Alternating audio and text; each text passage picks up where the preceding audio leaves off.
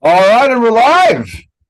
Let's see if any funny stuff happens. Always funny stuff happens to me every time I do this stuff. Like it'll be like a 30-second, someone will start talking. But either way, welcome to another episode of the Live Clean and Fight Dirty Show.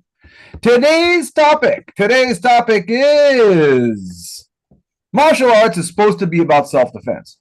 But if you bring up weapons, most people look at you like you're either batshit crazy or full of shit. So, where do weapons fit into martial arts? We're here to talk with UFC coach John Hackleman, UFC sensei, as I like to call him. Yes, yes, Calls just say whatever. I don't even care. but yeah, this is the thing though. Like people get. I'd like to assume, maybe I'm making a false assumption here, but most people get into martial arts to defend themselves. But certain arts, like Brazilian Jiu Jitsu, if you start bringing up knives to most Brazilian Jiu Jitsu schools, I'm gonna use Brazilian Jiu Jitsu as an example because it's a good example. You start bringing up knife stuff to a Brazilian Jiu Jitsu guy, and they're just gonna look at you like you're doing bullshito. Like, well, what are you talking about? Like, we're not here to do that. We're here to put people in arm bars and triangle chokes. We're not here to figure out how to disarm someone. Um, so what's going on here? I Where think where do weapons fit into martial arts? Well, you see can talk what in general. What's I don't think it's a good I don't think jujitsu would be a good one because it would be like bringing up knives to a Muay Thai fighter, right? Or a boxer or a wrestler. I mean, Muay Thai, great for a street if you, I mean, I'm sure it would be very effective in the street, but Muay Thai is a sport with specific rules, referee, and a ring. Brazilian Jiu Jitsu is a sport. Wrestling is a sport. Boxing is now bring that up to a karate guy like Shotokan, and they'll probably how are they going to react if you start bringing up weapons? Now you talk about weapons to a Shotokan or a Gojo Ryu or one of those guys, they come up with these old, antiquated, non-efficient, non-effective weapons, like a samurai sword or nunchakus or sais or anything. I have all that stuff here because I like to play with it, but oh, I don't have it ready. Oh, I have one of my sais ready or oh, my you got a katana, but little Tonto sword just chilling there in your office. yeah, in my office. But You never know if you get. Hey, you never know when a samurai might burst into your office.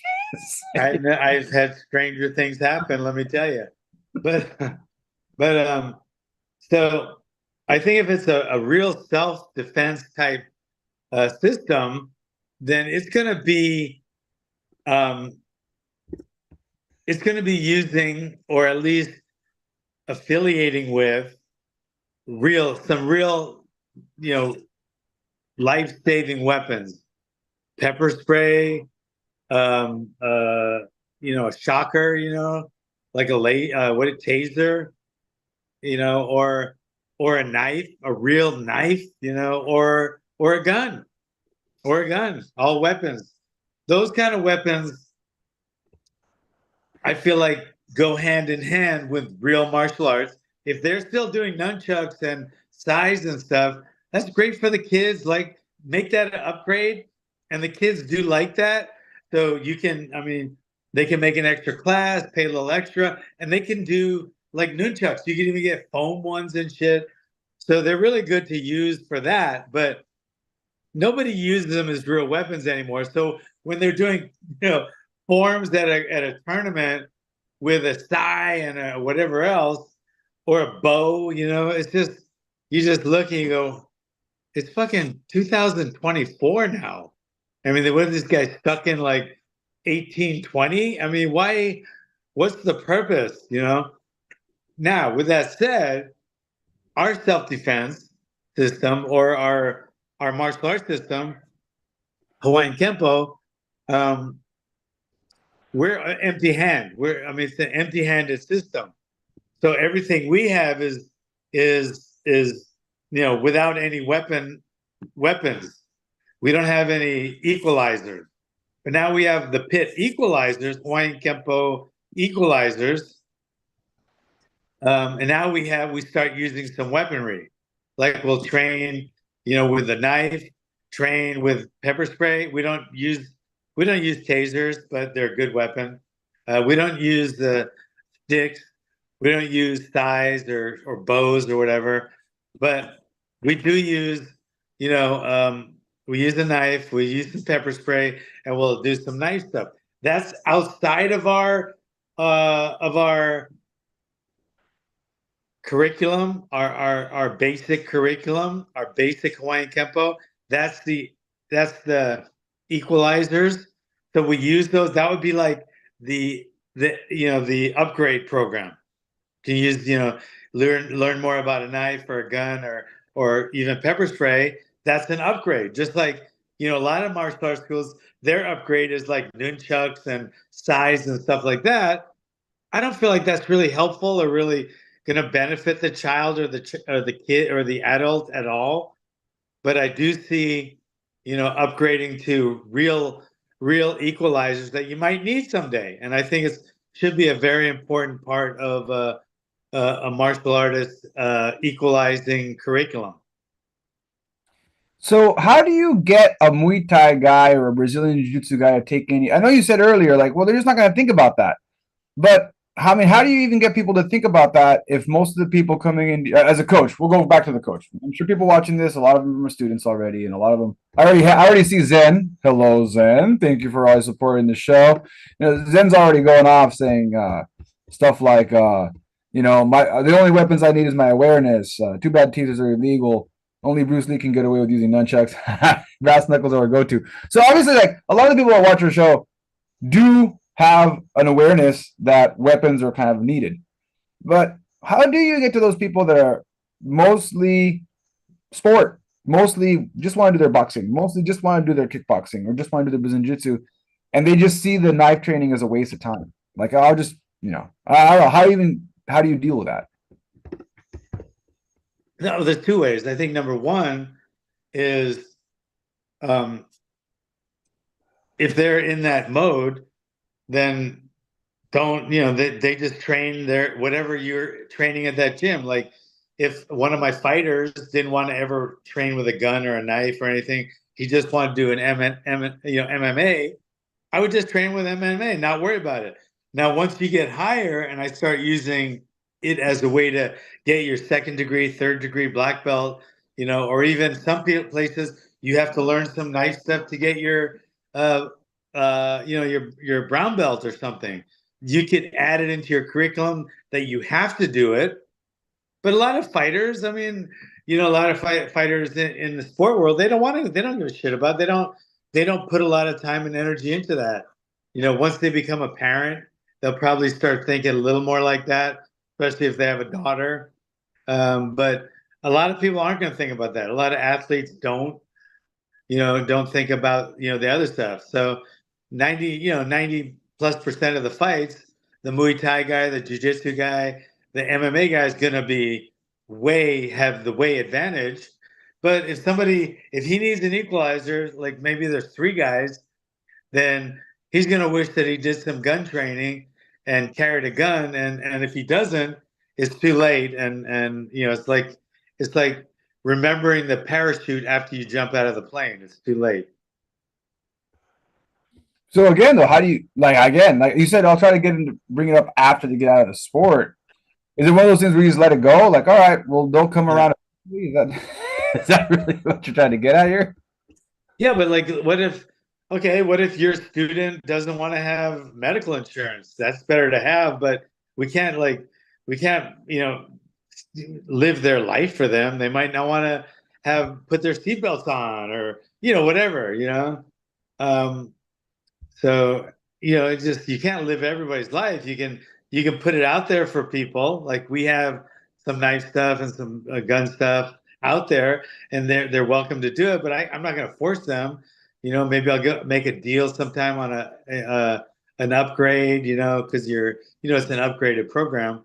But I'm not going to force anyone. If they just want to learn the hands-on stuff, they're still going to be better off than 99% of the population. So yeah, I'll just be happy for that. But I wish all my students, um, learned, the equalizers, mainly the knife and a gun. Those are the two main things that I think are the weapons of choice. We do some makeshift weapons, that would be like stick and stuff, and some guys do stick workouts, or stick weaponry.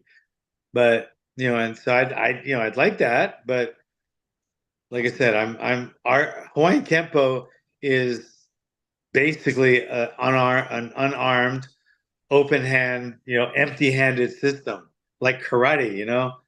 So, but we encourage people to learn how to use a knife and a gun and carry them both. Yeah, and I'm wondering. So, like, we've talked about this topic before, but I'll bring it up anyway. You've had this situation where you say at one point when you were running your gym and when Chuck Liddell was in his heyday, a lot of people would come in for MMA. Like you were like the place to come in for MMA, and a lot of people were on that focus, right? And in your program, though, we talked about your program. Like I said, it's Hawaiian Kempo. Yes, you have your team separate from your Hawaiian Kempo guys, and they both train together and that kind of stuff. How does that work? Someone comes into your program, and we've talked about this before, but maybe this is someone's first episode. What can someone expect when they walk into a Hawaiian Kempo class in your program? Oh, they come in, they if it's a Monday or Tuesday, they wear a gi, a uniform, a black gi. They wear a belt, whatever belt they are, white belt, green belt, purple belt, whatever they are. And they expect to bow in and then get a warm up, and then they're going to start learning the techniques of this quarter, and then they're going to learn them. I'm going to show them, then they're going to drill them with a partner usually. Then usually they go to some pad work and some bag work, and then usually we finish with some kind of conditioning drill like blackjack or 8 counts or something like that, something that gets the heart rate up really high. um, and then we're gonna do the Kajikempo prayer at the end. Everybody gets in a prayer position. We do the Kajikempo prayer. They stretch out, and we leave. They are in a belt program. Their attendance is being monitored very carefully, and they can only have X amount of absences if they plan on belting up. So it's run. Our gym is run like a traditional martial arts school, like any Shotokan school or anything, minus the kata and phony techniques. And so one person commented here, Bill Armstrong, thanks for commenting. A knife should be a primary weapon. A handgun should also be carried. This is especially true for people after the age of 40. What do you think about that? I agree. I think everybody should learn how to use the weapon, knife, gun, especially. And I think all law-abiding citizens, and heavy emphasis on the law-abiding and citizen, should carry a gun. And and again, I know I keep bringing this up, and I'll keep bringing it up though. Most of the time, when someone walks in, okay, how do your people react? When you have your people, your students come in, you start talking about weapons. You released recently that video with you with the crom bit, and Yeah.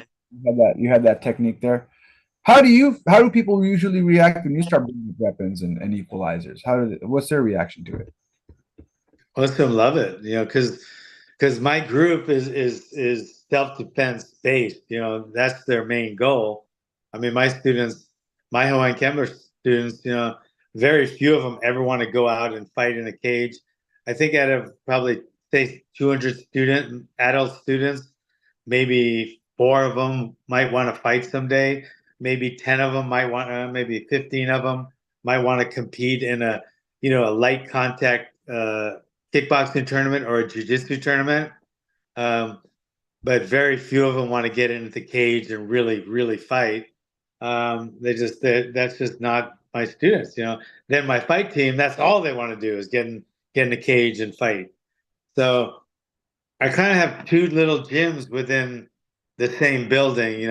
One just wants sport, and one is here for the self defense and the fitness and the family feel and the just what we have. It's not just one thing. Um, I had a student that made me really proud. She became a long time ago. She brought her kids a long time ago. She trained a long time ago. Now she has like three kids, and she's bringing them back now. Um, and she was saying that the main reason she brings her kids is nothing about how good we are, how tough we are. She said, I love this family feel. You guys, there's no other, place where I can bring my kids here and they feel like they're at home, like if they messed up, somebody else is going to help them, so somebody else is going to discipline them or somebody else is going to help them. It's like a family unit and it takes a village, and I think the pit, a lot of it has to do with my wife, but it is a real family feel. People have problems at home, they'll come tell us, and parents have problems with their kids, they'll come tell us, and we'll have a meeting with the kids and the parents. And before they promote, they have to bring their school paper in that we have the teachers fill out, and has to show that they're not showing disrespect to the elders, they're not abusing their martial arts, they're not acting like a bully. So it's a family feel. And I think that's the main thing we have going for us right now. Even our fight team is a family feel. It's like, and it always was. Even when Chuck and Glover, big shot guys were here, we had like people from all over coming. There's always cameras here, but the gym never lost its family feel. The pit always had, even the tap out guys, they loved it here. They love the family feel here. They would hang out with my dad and they just loved it. So we have a family feel, and I think all martial art schools should. We have self-defense, we have fitness, we have women's boot camp, and we have a fight team.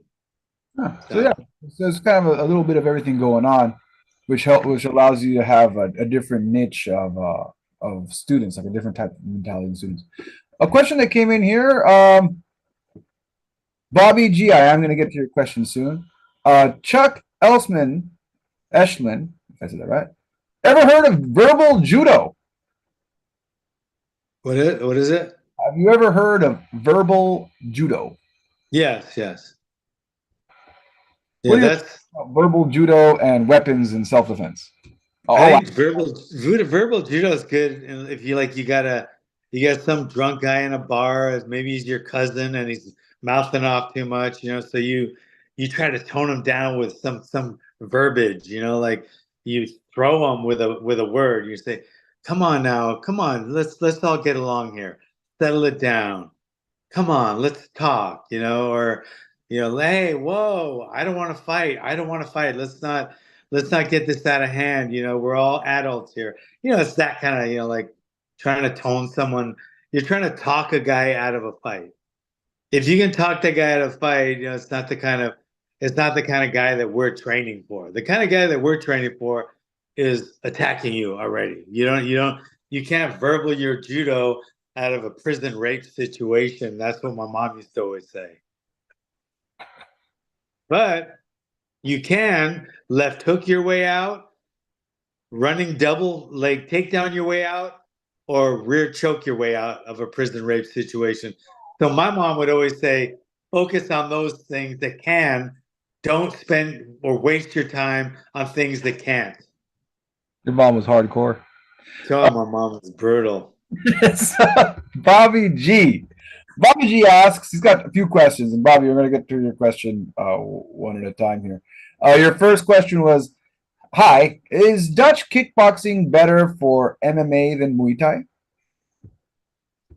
Uh, yeah, probably better than Muay Thai, but not as good as it's not as good as Um, the kicking. I'll take the Shotokan or the Kyokushinkai kicks, and then boxers hands, Mm, Muay Thai's elbows, yeah. uh, judo's throws, Mm, um, and then you got to measure that. You got to weigh that with the Greco-Roman throws because they're very similar. So some work better at some instances. Then I would take the submissions. I would take a lot of catch wrestling and a lot of Brazilian Jiu-Jitsu, and then Sambo. I do leg locks probably. I don't know. If I could take everything, what little piece of everything, I would. But I don't think in and of itself, um, uh, Dutch kickboxing, it probably would be better than Muay Thai boxing, kickboxing overall, but I don't think it's as good as its hands would be nearly as good as boxing. All right. Hello. John Cox says hello. Uh, Hey, and then, Bobby, you have a few more questions. I'm just going to take John Cox's comment, and then I'll go back to you, and also a few more comments in the order. I'm gonna go give everyone a little bit of a turn here. John Cox says it's all the same. Martial arts is the arts of death. It's just different. It is different than sport combat. Okay, so you're talking about our first. Where do weapons fit into martial arts? Do you have anything to comment on that one? about what? John Cox says it's all the same. Martial arts is the arts of death, is the art of death, and it's different than combat sports. Okay. Yeah, well, it's different because the goal is to protect your life, and sometimes you have to take a life to protect one. And sport fighting is you want to win the fight. You don't even want to hurt your opponent at all. You don't want to hurt them physically at all. You just want to win. And you might have to hurt them to win. Then you'll do it because you want to win. But most of the time, people would just rather win without anyone getting hurt. But because it's a sport, they want to win. In the street, like I said, they want to win, and that means you have to hurt that guy. You have to stop him. So the stakes are a little higher. If you lose in the cage, you might lose the title. If you lose on the street, a lot of times you're going to lose your life. And we always talk about how there's no ref. And I had a shameless plug. I did a podcast last week. You can check it out on my channel, Social Jello with Angelo, with a martial artist who he now has a mixed background, including jujitsu. And the reason he got into mixed martial arts and jiu-jitsu and stepped away from karate was he was stabbed on the street when he was like 17, 18 while he was doing karate. He got in a street fight and he knocked the guy out. The guy who actually ended up stabbing him, he knocked him out before there was a knife involved. He knocked the guy out and the guy woke up. There's no ref. So after he knocked him out, he starts fighting off his other buddies. The guy wakes up from the KO and goes and grabs a knife and then shanks him later. So like the scenarios are different when you don't have a referee around. When people we talked about before, there's a referee around to stop the guy from attacking you. I never thought about the idea that you can knock a guy out, have to get in tussle with three other guys, try to get out of that situation, and while that's happening, the guy you knocked out can get back up and come at you some more. So like there's a lot of it's different. It's a different paradigm than just sport fighting. Mitter says, "Sir, do you still train CrossFit every day? It looks intense." Yeah, pretty much. Pretty much. And 5 days a week. All right, 5 days a week, Mitter. Loving the online training, says John Cox. Thank you. And okay, now Bobby G asks, is Andrew Tate legit? He says he's a kickboxing world champion, but he's never been in a K1 championship. Yeah. I mean, I don't know anything about him. He doesn't look. It looks like the people he fights don't know how to fight at all. But I don't know. If he could be the best. I mean, there's some guys that maybe just been getting really sucky guys lately, but he beats good guys too. And I'm not saying he doesn't. I don't know that he doesn't. I know nothing about his record or his opponents. So he could be the real deal. The things I've seen, I mean, it's nothing about him one way or another, but usually the ones I see him fighting look like really easy opponents, but I'm not there. I'm not in with them, so I can't say. So I plead the fifth. All right. There's your answer, Bobby. Bobby also asks, why is Chuck Liddell called the Iceman?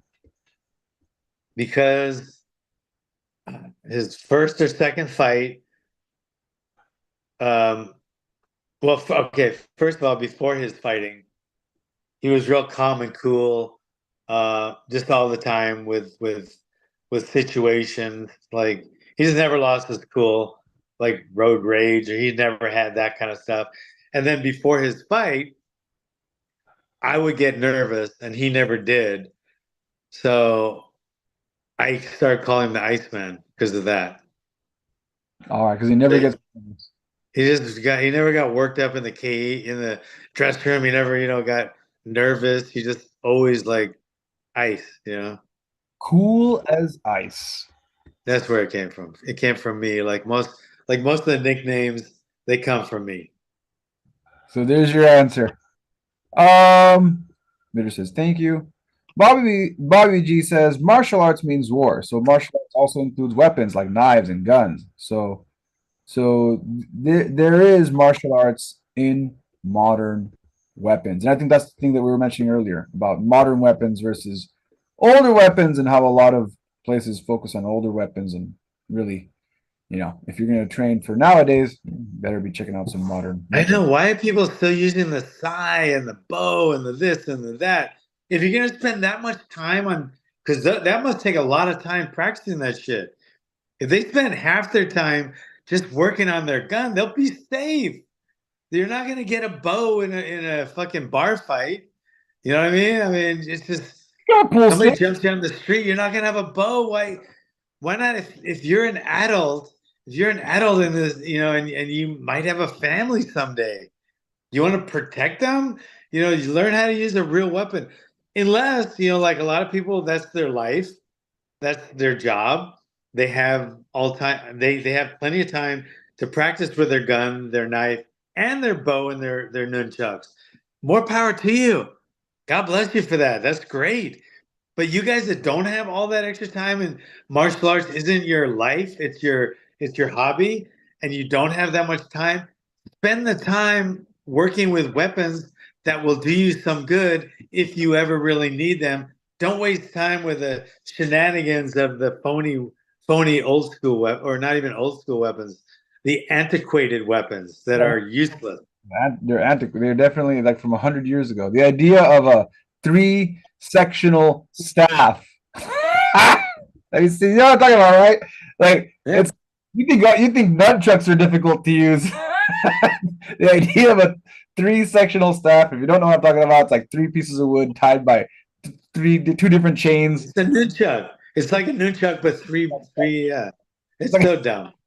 it's an extended nunchuck. Yeah. So instead of using that, learn how to use a knife. Fine. Maybe you're in an area where can't get a hand. Start with a knife. That's easy to grab. Oh, more shameless plugs. I think on it. Did you put that video on Instagram, John? The one with the crown bit? The you, Yeah, I did. I just did. Yeah. okay. So check out the what is it now? What is it now? It's the Pit dot Master. Okay. The Pit.master, shameless plug, free video. He goes over some of his favorite knife strikes on a Bob doll. And yeah, check it out there. More comments. John Cox asks, do you work with anyone based in Louisiana? No, not that I know of. No. But there's the online program, John. Check that one out. Oh, loving the online program. All right, cool. You're in it. Sweet. Bobby G asks, have you ever tried HEMA? Historical European martial arts, long swords, rapiers, and shields. No. Why? Why? I think for the same reason we just talked about the three-sectional staff. Although I can't argue that I still believe practicing with a shield and a longsword is still more effective than a three-sectional staff. I think there's some more practical application because I maybe could use a backpack and a knife in the same way I can use a shield and a longsword. And I still can't find a place in life where I'm going to use a three-sectional staff. Kind of like a kata. It's kind of like a kata. There's just no place in today, 2024. There's just no place for a kata or a three-sectional staff. That should be a meme. There's no place. There's no place for a kata or three-sectional staff. Now, to add to a point, Bobby, I don't want to get us in trouble with YouTube, but if you look up guy gets axed with in HEMA or Viking sparring. Guy gets cut with an axe. You'll find an interesting video of two guys that were doing HEMA, and it looked like an MMA gym. And one of the guys had a shield, and the other guy had an axe, and they just kind of, since it wasn't like a real shield, it was like you could tell it's a piece of wood they made themselves. The axe went right through the shield and just it got him. So if you want, if you want to see some HEMA trading going wrong, that's a good one. All right. Okay. All right. Right before I was about to wrap up. John, do you have a favorite firearm? Uh, uh, Probably my Springfield Arms XD mini. It has a mini barrel. That's probably my favorite to carry. All right. So there it is, a mini barrel. Bobby says, I saw that. The axe penetrated. Yes, it did. It was ugly. All right. Okay. I think, Rush. unless you have another comment, I think we're good. Yeah. If you All want right. I gotta rush too, guys. All right. Hey, thanks for coming. Sorry, started late. I had a close personal call right at that second, and I just knew this guy. We had to talk for a minute, and anyway, that's it. So I'm sorry we started late. It's my fault. Well, this has been another episode of the Live Clean, Fight Dirty show every week, 5:30 p.m. Pacific Standard Time. If you want to train, the pit.tv